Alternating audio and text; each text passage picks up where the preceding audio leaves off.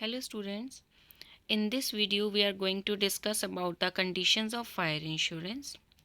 Overall we are going to discuss the 15 conditions in this particular video. The first condition deals with the voidable condition.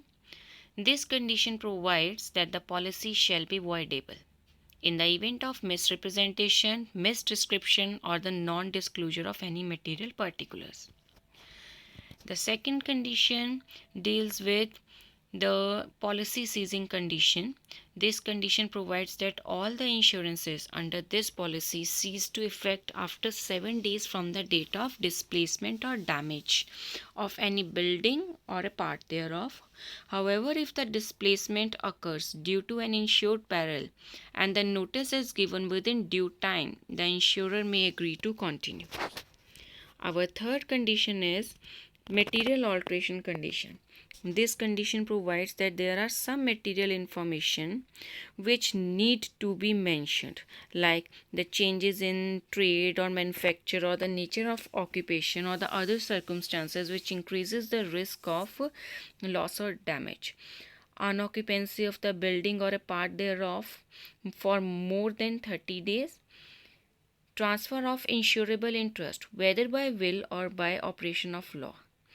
These are the conditions which are considered to be the materialistic condition, because if any alteration in these materialistic conditions are there, that may need the information to the insurance company. So these are considered to be the materialistic information or conditions. Fourth condition of the fire insurance is the insurance business is not going to cover any loss or damage to the property. Basically, the fire insurance is not going to cover any loss or damage to the property, which at the same time is also covered under the marine insurance policy. The fifth condition is the termination condition. The insurance may be terminated at any point of time by the insured, and the premium be refunded at a short period scale on a notice of 15 days. Sixth condition.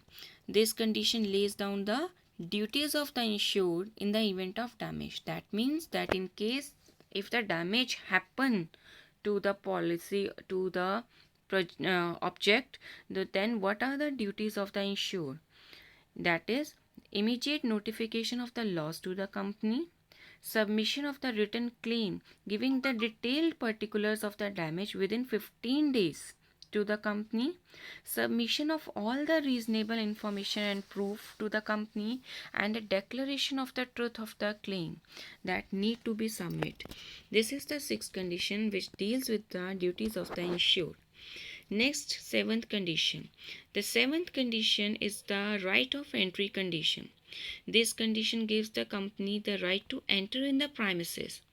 Now the premises, which premises we are talking about? We are talking about the premises where the loss has occurred. The company can take the possession of the property where the loss has occurred, the premises of the property. The company has the right to deal with the property, and the company has the right to sell such property. Now the eighth condition of the fire insurance policy is this condition particularly deals with the fraud. According to this condition, all the benefits under the policy shall be forfeited if at any time any fraudulent activity has been found.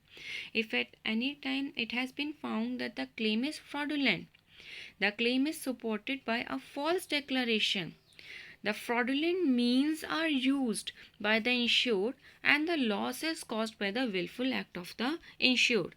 These are the conditions which are giving the smell of the fraudulent activities. So this condition is laid by the company for dealing with the fraudulent activities. Next is the ninth condition deals with the replacement or reinstatement conditions. Reinstatement or replacement shall be reasonably sufficient.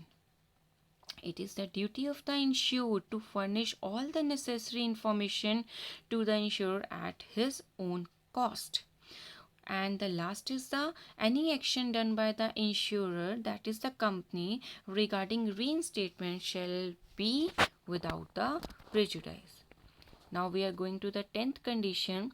10th condition of the insurance is on the pro rata average condition.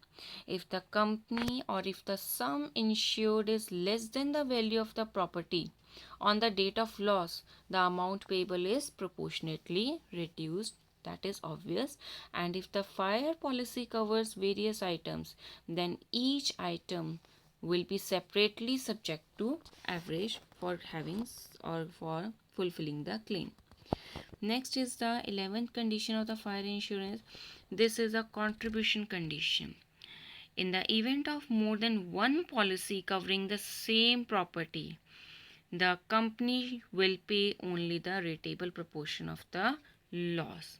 That means if a person has done the insurance of his product or object from more than one companies, then one company is going to pay only the rateable proportion of the loss.